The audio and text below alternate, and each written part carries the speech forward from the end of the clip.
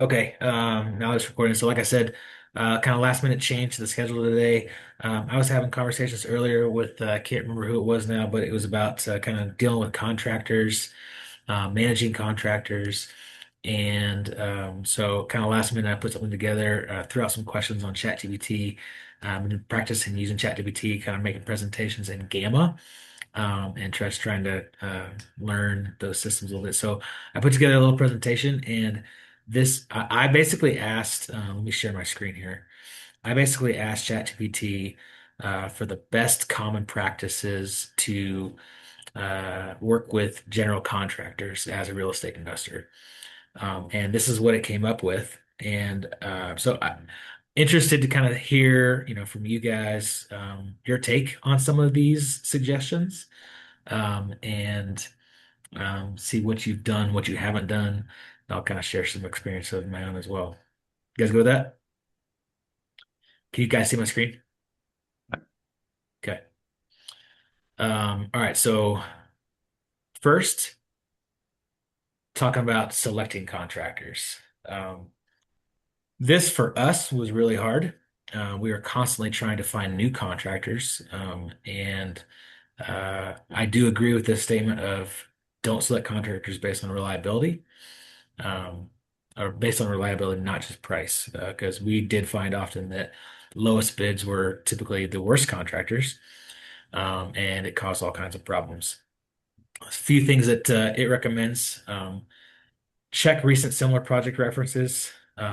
So yeah, obviously you're getting references from contractors, talking to other investors that potentially have used these contractors. You want to always verify that they're licensed. And I know in Colorado you don't have to be licensed as a GC. That's a correct statement. Is that true, Keith? Do you know for a fact? I No, don't think you have to be licensed as a GC in Colorado. do you mean to be? Uh, General contractor. yeah, I'm not 100% sure on that.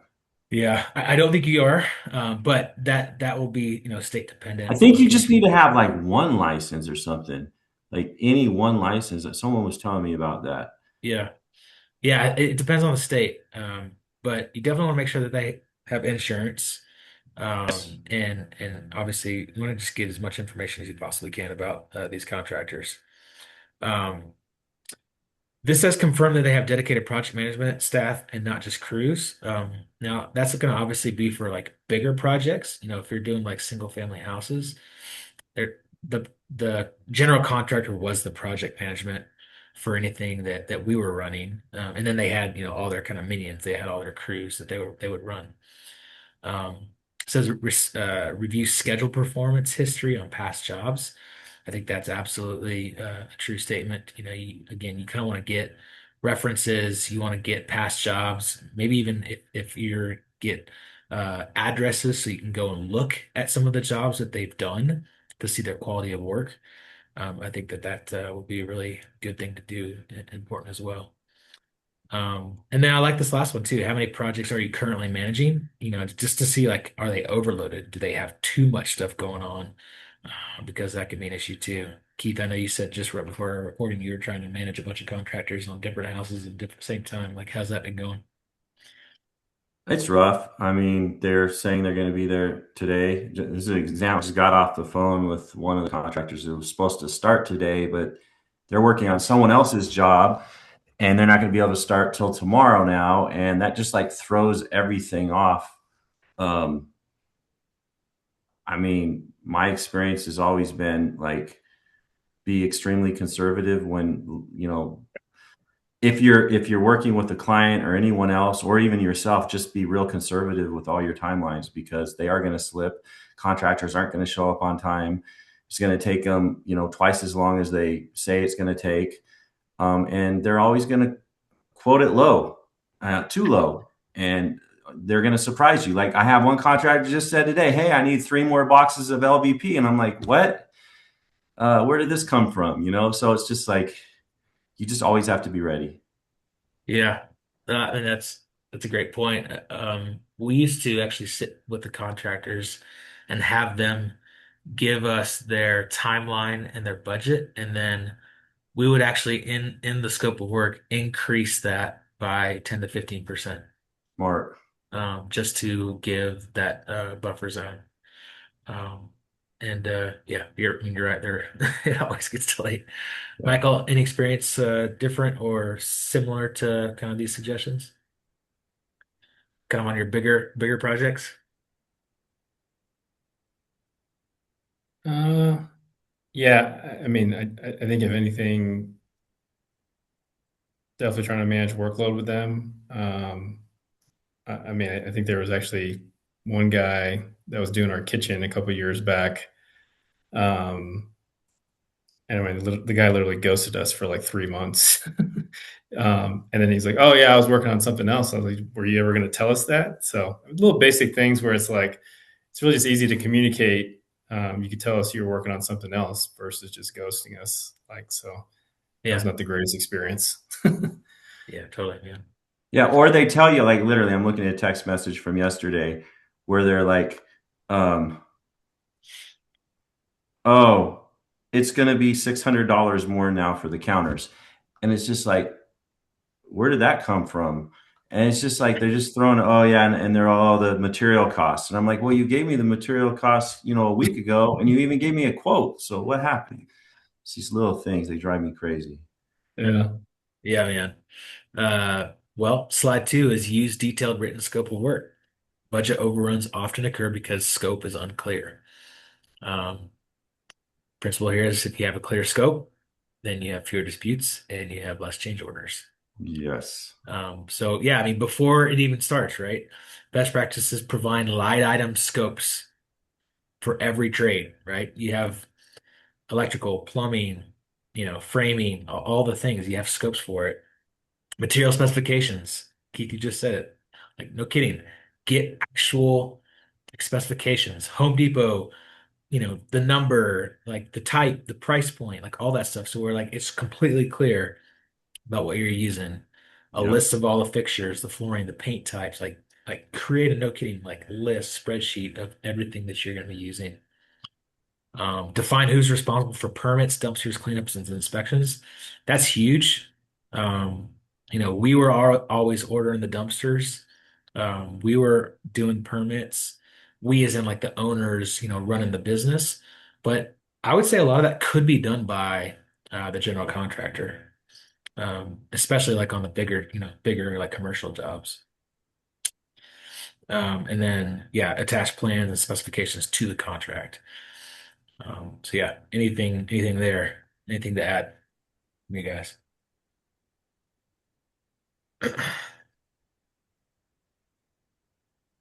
Michael, on your Yeah, as bigger, much detail as possible is definitely, you need to lay it out. You can't just say, you know, fix roof issues.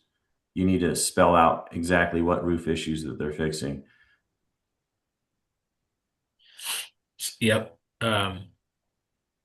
Michael, on the bigger like commercial, like multifamily projects and stuff like that, like how are you guys managing this type of stuff, like with the contractors? Did you have like kind of one GC, and then they were managing it all? Did you have like a project manager that was managing the GCs, or was that you? Yeah, no, we typically had a GC that would then either outsource construction management, project management to either someone else, or maybe perhaps we would even have like an owner's rep or something like that that would serve at the company for that. Um, but then, yeah, I mean, if anything, uh, the detailed written scope of work, like I don't know if you guys have ever had like a full construction budget by division or something like that. Like, I mean, you can have a detailed written scope of work, but we actually also use this to our advantage, building in like cushion into the budget as far as Yeah. getting a construction loan approved by maybe perhaps overstating what's in a certain division within the budget.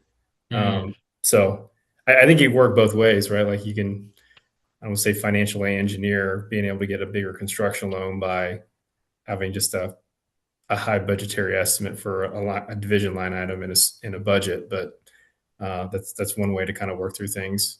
I will say that like usually banks have like a third party diligence firm that like actually digs into the scope of work too. So sometimes you can't really get away with that. Yeah, for sure, man. Hunter, for joining in. The discussion about private lending got pushed to next week, so kind of last minute I put together kind of just a quick presentation on like dealing with contractors, like Oh, nice. how you handle dealing with contractors, management of that, and just kind of like lessons learned. I'm practicing using ChatGPT and Gamma, so this is Oh, my perfect. this is Yeah, my sorry for joining late. no, it's Had all a good, call man. that went long, but It's all good. fun Um, topic. Yeah, yeah. Keith, to your point about asking for more money for your contractor, just kind of a structure that drives contractor behavior. Making sure that you have a structured payment plan, right? Um, and we tried to follow this for the most part when we were kind of doing multiple rehabs at once. You obviously have like your overall budget, you have your scope of work. And then we started with a very small, like immediate deposit, which would then cover just kind of mainly the materials, right? And then everything else is kind of milestone based. You'd have milestones for certain um, draw plans. Once they hit a certain milestone, they'd get a draw. And it was typically either weekly or monthly, depending on how fast the project was going. Um, Number three, never pay ahead of progress. We failed on that quite a bit. Me too. Um, we would pay ahead of time, and that bit us quite a few times. And so I would definitely agree with that statement of never pay ahead of progress. You don't pay until you actually see the contractor hit the milestone, inspect the project, make sure that all those line items are actually completed before that pay goes out. Yeah. We got pressured a lot by our contractors to pay for stuff because it was Friday and they needed to pay their guys, right? Um, hold some finance until the end, until final completion and the punch list approval. Completely agree with that. Like we would also like not pay the final payment until the very end once like everything is complete. And number five, require lien waivers. We did not do that, but I highly recommend. That is a fantastic recommendation. Making sure your contractors are signing lien waivers, um, so they can't go file a mechanics lien on your property saying that they didn't get paid what they were expecting to get paid. That's huge. We didn't do that, and thankfully that didn't bite us. But I've heard of other horror stories where contractors did put liens on properties because they didn't get paid what they thought they were going to get paid. So that's huge. Any uh any thoughts on this slide? I totally agree. I made the big mistake of paying one contractor like 50% up front. I mean, that was early on when I was just learning what not to do. And yeah, that bit me big time. Another time, I did it in 25% chunks and they disappeared on the last 25%, which again, I should have held it until everything was done. So now one of the things that I do, and I just won't work with a contractor that won't work with it this way. Is like usually you start off with demo, right? So once demo's done, that's when you get the first chunk of money, but not until demo's done. I'll pay for the dumpster. Like I Yeah. always have, I've never had the contractor bring in the dumpster. I always keep that separate. Um, but you're not getting paid a dime until demo is completely done to my satisfaction. And this also aligns really well if you're doing any type of like construction draws or something like that, where, they do the work, then you draw the money, right? Because they're going to come in and have their appraiser come through. And then you get the money and then you give it to them. It works well if you have that type of situation. You're using hard money. Yeah. Yeah, if you're using hard money, which on most of these projects, I've used hard money. Yeah. Yeah. But I'd love to hear about private money. So actually, Yeah. Well, private, I mean, using a hard money and doing the draw system actually really helps you manage this a lot better than using private money. Because like private money, we would basically just get 100% of purchase and rehab all up front. And then it was up to us on how to manage that money. yeah, And so we basically just had this huge chunk of money. And it made it a lot harder, honestly, to control that. yeah. That No, I if could you had see a if that. you had a hard money lender who like this was their profession, right? And they would schedule and manage draws based off of inspections. it's a lot easier to then on your side handle the contractors. Yeah. All right, require a detailed schedule before work begins. Timeline slip when expectations are not defined early. Again, 100% agree with this. Sometimes easier said than done. You want to again kind of set like a milestone plan, like schedule. You have a full schedule with milestones along the project, and then you're tracking those on a weekly basis at a minimum, I'd say. I like bullet three here about require 3 week look ahead. And then another thing that we learned along the way was you start to learn which like supply items take a lot longer to order. Like during COVID, we were having to order way in advance for like appliances, sheetrock, drywall, like some of those like kind of main things. We were having to order like way ahead of time. Like even a dumpster, we were having to order a dumpster like a month ahead to get it out there in time. So Yeah. really try to figure out on your schedule to like for your projects how when you need to be ordering ahead of time to kind of get that stuff. But I think the biggest thing is just like tracking early and often and making sure you're gonna have a schedule and you're hitting those milestones regularly. Change orders. We were just talking about this. Uh, so unmanaged change orders destroy project returns. Couldn't agree more. Um, require written approval before extra work begins. Often, Keith, you just said you got text messages. Hey, I need, three more things of LVP. Like we got that too, and we would just be like, okay, sounds good. But I love this statement. Like, no, like, hey, let's get a written request with a change order, and like we're not buying it until you approve it, and we're gonna figure out like why, right? Was this contractor mistake? Was this your mistake? Was this like your request as the investor to upgrade that item? Like where did we fall short? And I don't know, man. Like maybe if it's a contractor mistake, maybe it's on them to pay the difference, for this change order, right? I think that's a pretty good conversation to have. I don't know, any thoughts on that?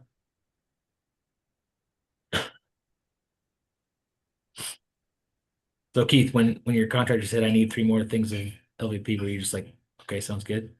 No, I'm like, why? I mean, we measured everything out and we even had like a couple boxes extra. I don't understand what happened. And he's like, I don't know, but this house is bigger than what we measured. And I'm like, doesn't make sense to me. So I'm More going to go power. ahead and buy three more because we need to get this job done. But I'm also going to take a look at what happened. Like, how did we miscalculate it by 3 boxes when we had 3 boxes extra, according to my math anyway. But that's just, it never fails. Yeah, dude. They need 5 gallons of paint. Oh, now it's 10. It's like, come on. Yep. Yep. I laugh because I've been there. Um, all right, inspect frequently. Yeah, I mean this is somewhat obvious. If you're out of state doing it, then you got to have someone that you trust, boots on ground, that is doing that for you. I think that's the biggest challenge. Keith, you had commented on one of the posts in Military Investor Network about like how you manage, doing rehabs from afar. Like you have to have someone on the ground that's there on your It's side that giving you can you trust. daily pictures and updates of, hey, this is where they're at right now. So if Yep. something's going wrong, you can get on the phone and call whoever you need to call. Yeah, man. Yep. They're walking, they're taking pictures, they're verifying the work completed. They're tracking the schedule and the milestones and the budget. And yeah, I mean the last bullet identifying issues early when fixes are inexpensive before they, get worse. How do you guys go about kind of finding that person? Like I've heard some people use like property management companies or even like an agent or like maybe that was on the deal or something but like so I think of two things like one, how do you find that person and then how do you compensate them for that time? Yeah, so our point of contact was our realtor. And we basically like paid her like almost like a project management fee. Okay. We just gave her basically a flat fee for every deal to be like the boots on ground person that's helping, manage the scope, and walk the property, take pictures, verify that work's completed. We put too much trust in her, as a failure on our part. We kind of let her control our checkbook a little bit more than what we should have. But that's who we did. We had a realtor that was kind of our first person boots on ground, and we paid her like a project management fee. So did she have more, when you say like control, did she have more control outside of just giving you updates? She had decision. We gave her decision control Okay. on Or like decisions that needed a quick answer. change orders, materials, paying contractors. Mm, We gave her too much control, to be Yeah. honest. Well, yeah. I mean, I do this with clients a lot here in the Springs. Like the several jobs that I'm doing right now, I'm project managing for my clients. They bought the property through me as a realtor, and then I'm going to be managing the property. They're in another state, right? And I'm going to be managing the property after it's all fixed up. Basically, what we're doing is a burr, but they're doing it through me. And I keep a spreadsheet of everything as prices change. I text them and say, "Hey, I just updated the spreadsheet. This thing changed. Let's talk. If you want to talk about it, let's talk about it." But at the end of the day, like they're the ones that are making the payment to all the vendors. I'm just connecting them together. Sometimes it means I'm on a text chain with them, right? Where with the with the contractor, with the client, and I'm in the middle and I'm facilitating it. Um, but yeah, like I basically am doing in Colorado Springs what I wish I had when I first started doing this in Colorado Springs because I didn't used to live here. And I did the same thing. I worked through a realtor and it was not good. And I ended up flying back and forth like every other week until I eventually moved here. Yeah, man. Um, yeah, I think like this slide, setting a cadence, um, and just kind of having a simple structure of like, a weekly, almost just like a weekly update report, right? Progress updates, photos, notes. You're on a call with that person, with the project manager, or the realtor that's boots on ground, or whoever it is that's the site supervisor, whoever it is that's on the site on a regular basis. And then we never did this, but a written summary of decisions and approvals. Like I think that's almost like a log, right? Like a log of like change updates, decisions, approvals, purchase orders. Like I think all of that all leads to when if there is ever an issue or a problem, with like you have everything documented, to where like it kind of cancels out any type of escalation that could happen.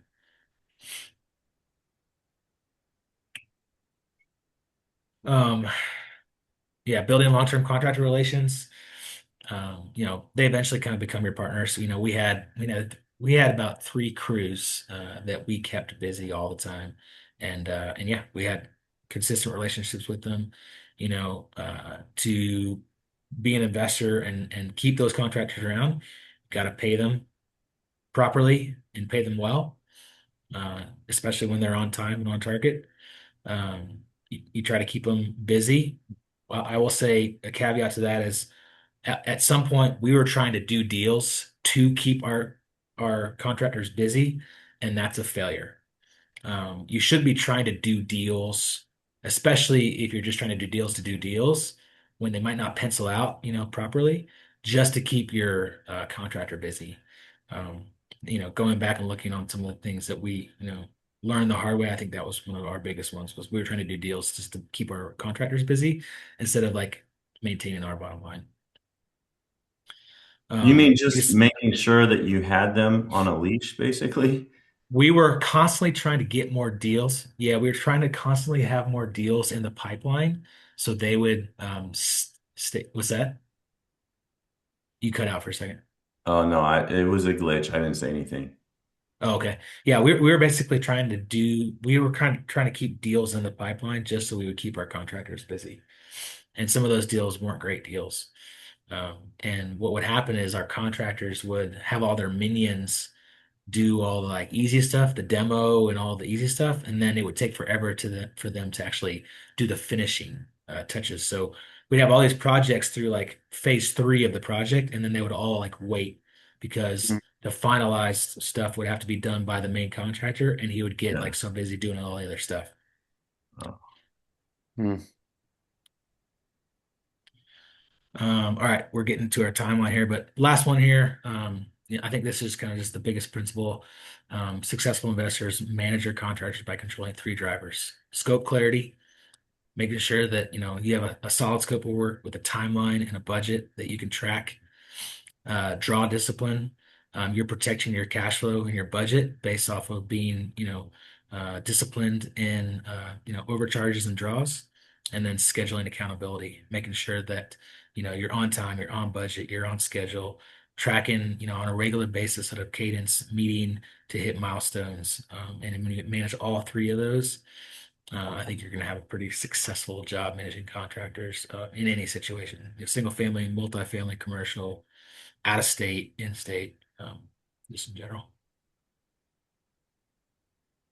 Last minute thoughts, lessons learned, anything that you'd say different from this? well, all good stuff. All good stuff that some of it's hard to like when you're running, fast paced operation to like sometimes you skip over things for Yeah, speed and it ends up tripping you. I agree. Yeah. A lot of this stuff we started doing, and then as you get busier and doing more deals, you gain more trust in your teams and your partnerships, and then you start to stop doing some of these things, and that's when it bit us. Was when we stopped doing the things that you should be doing. So I would say as much trust that you have in your teams and your contractors and your project managers, just continue to abide by, and be disciplined in these steps. All right, dudes. That's it. We're 2 minutes over, 3 minutes over. Good to see you Sweet. guys. All I'll Thanks for right. sit back joining. and watch the beginning half. Okay, sounds good, All man. right. I'll Thanks, call you guys. when it's Thanks, done. guys. Bye. Okay, see you.